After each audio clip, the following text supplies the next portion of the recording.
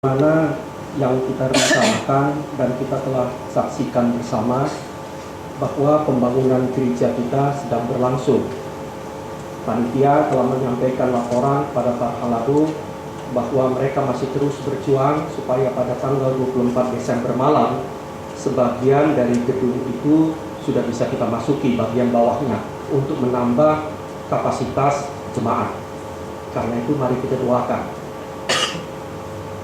Namun yang paling penting bagi kita adalah sesudah nanti bulan Desember apa dan bagaimana kelanjutan pembangunan itu. Karena seluruh uang yang kita kumpulkan yaitu 3 miliar rupiah sebetulnya masih sampai sekarang masih kurang lebih 200 atau 300 juta akan habis kita bayarkan. Panitia mengatakan kekurangannya mereka akan cari.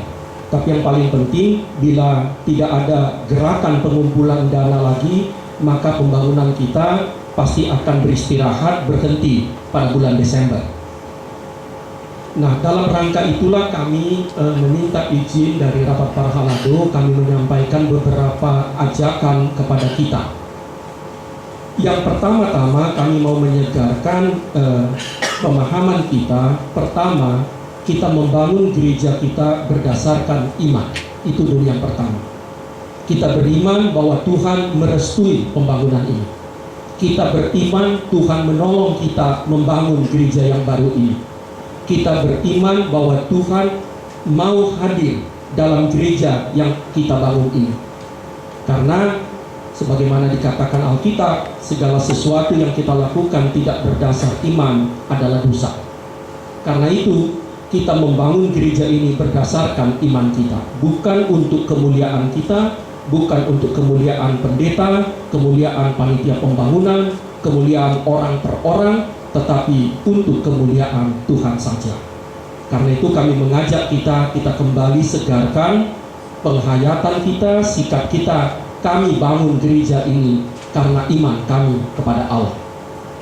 Nah, yang kedua, membangun gereja itu adalah anugerah, adalah kesempatan.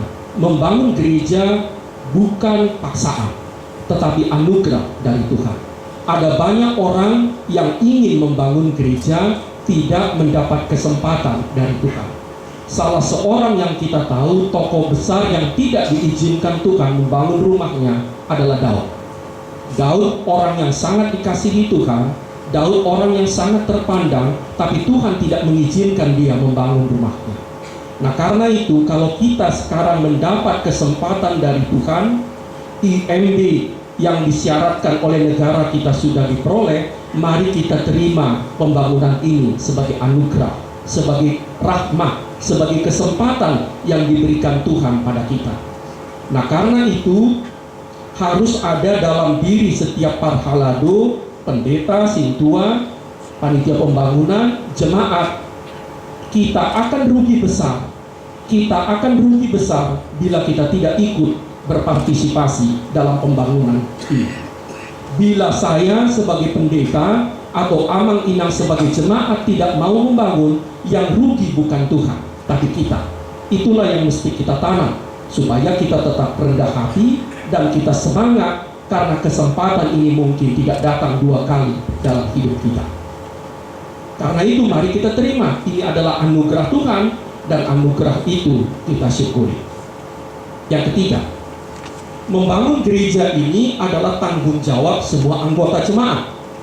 Anggota jemaat kita dikurangi dengan yang pindah sekarang 574 kepala keluarga. Tidak ada satu keluarga pun yang menjadi penonton. Semua yang terdaftar menjadi anggota jemaat HKBP Serpong, yang lama maupun yang baru, termasuk yang baru, bertanggung jawab semua membangun gereja ini. Tua, muda, besar, kecil, kaya, miskin, semua kita bertanggung jawab membangun gereja ini. Ini bukan gereja milik orang per orang, ini bukan gereja milik sekelompok orang, segelintir orang. Ini gereja kita bersama, dan Tuhan menitipkannya kepada kita. Dan pernah kami sampaikan juga dalam khotbah, juga dalam acara peletakan batu pertama, saya sudah 21 tahun menerima tahbisan pendeta, saya belum pernah melihat ada gereja yang jatuh dari langit. Gereja yang tiba-tiba dalam semalam terbangun. Semua gereja HKBP dibangun dengan air mata. Semua gereja HKBP dibangun dengan perjuangan, dengan kerja keras. Dan bahkan sebelum gereja ini dibangun, untuk mendapatkan tanah pertapakannya pun kita penuh dengan air mata, melalui proses yang sangat panjang. Yang keempat, supaya kita punya arahan bagaimana dan kapan gereja ini diselesaikan. Menurut kami gereja ini harus diselesaikan secara cepat, supaya kita bisa kembali konsentrasi kepada anak-anak, kita konsentrasi kepada pelayanan diakoni, kepada penginjilan, kepada kegiatan-kegiatan yang lain. Karena itu izinkanlah kami mengajak kita semua, kita buatlah targetnya bila Tuhan berkenan. Tetap juga kita katakan bila Tuhan berkenan. Pada minggu pertama sesudah Epifanias 2014, tanggal 12 Januari 2014, kita minta Laepurus Opui, Pendeta Willem Simarmata, untuk mengopoi gereja ini. Titik itu kita catat. 12 Januari 2014 kita catat dalam handphone kita catat dalam agenda kita. Bila Tuhan berkenan, pada saat itulah kita opoi gereja ini. Waktunya 1 tahun kurang lebih. Nah, bagaimana supaya 1 tahun bisa selesai? Catatan panitia kepada rapat para halado, kita masih butuh 4 miliar lagi. Kalau pakai hitung-hitungan yang sangat gampang, bagi saja 574 kakak, itu rata-rata 7 juta. Setiap keluarga bukan memberi, harus mendatangkan 7 juta rupiah kepada gereja ini. Mendatangkan 7 juta setiap kakak, baru cukup dia. Tapi tentu kita tidak senaif itu. Mungkin ada yang sanggup dengan segala upayanya hanya mendatangkan 700 rupiah, tetapi ada juga yang sanggup mendatangkan 70 juta rupiah. Tetapi prinsipnya semua kita harus ikut mengantarkan bahan, mengantarkan dana untuk membangun rumah Tuhan ini. Nah, kami mengusulkan ada yang lain. Kita punya 7 WEK. Kita bagi saja beban itu kepada 7 WEK dengan penuh keikhlasan. Kalau mengikuti jumlah anggota jemaatnya, WEK Sion bertanggung jawab mendatangkan 1,5 miliar kepada gereja ini. WEK Yerusalem 700 juta, WEK Galilea 700 juta, WEK Ebenezer 400 juta, WEK Kanan 300 juta, WEK Betani 200, WEK Philadelphia 200 juta, pungut 4 miliar. Bagaimana kalau lebih? Kalau nanti lebih, kita bangun gedung sekolah minggu, kita beli tanah pertapakan. Kalau kurang, tanggung jawab panitia pembangunan. Tetapi prinsipnya menurut kami adalah setiap WEK harus bertanggung jawab dalam hal ini. Karena itu kami mengajak kita melalui kesempatan ini, mari kita fokus ke tanggal 12 Januari 2014, kita kerjakan gereja ini dengan secepat-cepatnya. Saya mengajak kita melihat titik Warta Jemaat halaman 6 itu. Bagaimana cara kita? Pertama, kita bisa dengan celengan. Celengan atau bahasa Bataknya bulu potongan yang berbentuk lomok-lomok itu sudah dibagi ke kita masing-masing. Walaupun yang menerimanya 50% dari anggota jemaat. Dikasih makanlah lomok-lomok itu setiap hari. Jangan nanti menjelang pengumpulan baru dionjak dengan pakai duit. Kita kasih supaya tartilang atau bahasa Bataknya sih. Yang kedua, bila amang inang punya berkat berlebih, sampaikanlah ucapan syukur atau hamolete untuk pembangunan. Tidak harus diminta, tidak harus ditunggu. Begitu amang inang dapat berkat dari Tuhan, sampaikanlah hamoleteon kepada panitia pembangunan. Maksud kami bukan kepada panitia, kepada pembangunan gereja kita. Cara lain bagaimana? Dengan janji iman. Saya tahu banyak beberapa anggota jemaat masih bertanya istilah ini. Kami katakan gereja-gereja di Indonesia tidak menemukan istilah menerjemahkan istilah yang lazim dipakai di gereja-gereja luar, pledge. Terjemahannya adalah hurufiahnya persembahan dalam bentuk komitmen. Nah, gereja-gereja memakai istilah dengan kata yang lebih ini gampang, janji iman. Sebetulnya janji iman itu tidak ada bedanya dengan pilihan bulan, yaitu persembahan yang dijanjikan tiap bulan. Dan ada yang bertanya,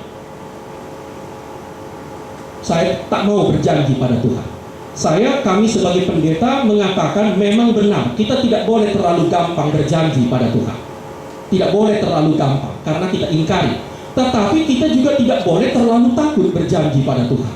Kenapa? Karena janji kepada Tuhan itu adalah tanda kesungguhan. Karena itu kami sarankan begini, jangan bikin janji yang terlalu berat. Bikinlah janji yang pasti bisa kita perjuangkan, kita patuhi. Saya berani, walaupun tidak cek kondisi kita secara keseluruhan, pasti tidak ada anggota jemaat HKBP Serpong yang tidak berani berjanji memberikan 10.000 tiap bulan kepada Tuhan. 10.000 tiap bulan. Apalagi kalau dia merokok. Apalagi kalau dia merokok.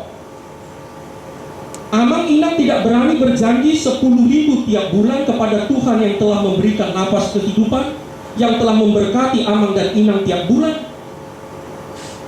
Tetapi 10.000 itu terlalu kecil. Saya yakin sebagian besar jemaat tidak akan keberatan bila dia komit memberikan 50.000 kepada Tuhan tiap bulan. Tapi jangan dikasih sekali setahun, sebab memberikan sekali setahun itu berat. Setiap bulan antarkan 50.000. Dan bagi beberapa jemaat yang lain sebetulnya tidak ada kesulitan dan ekonominya sama sekali tidak goncang kalau dia kasih 1 juta tiap bulan, bahkan lebih. Ada beberapa jemaat yang kalau kasih 10 juta tiap bulan itu tidak akan goncang ekonominya. Tinggal kita mau apa tidak. Sekali lagi kami katakan, Amang Inang, bayangkanlah gereja ini berdiri, disinilah nanti anak Amang dan Inang dipasuh-pasuh. Disinilah anak Amang dan Inang dibaptis. Disinilah Amang dan Inang setiap minggu akan beribadah, berhimpun memuji Tuhan. Untuk itulah kita mau berkeringat, mengeluarkan air mata dan berjuang untuk itu. Dan karena itu kami mengajak kita, mari kita bangun gedung ini. Tuhan sudah memberikan IMB kepada kita, jangan kita sia-siakan. Di Philadelphia, Bekasi, mereka menangis, IMB-nya tidak keluar. Dan begitu banyak gereja KBP lain yang begitu bersedih karena tidak punya kesempatan untuk membangun. Tuhan sudah kasih kita kesempatan, mari kita bangun, mari kita bersatu, kita fokus. 1 tahun lagi, bila Tuhan berkenan, saya asima rohani di Batam, asa tapangido induk ni Huriakta mengopoi gereja lain baru. Asa marsurak kita memuji di Batam, bahen hasangapo di keluarga. Demikianlah dari kami. Atas kekurang lebihan dari pengarahan ini kami minta maaf, dan mari kita mengajak kita berdoa, mari Tuhan memberkati gereja yang sedang kita bangun ini untuknya. Amin.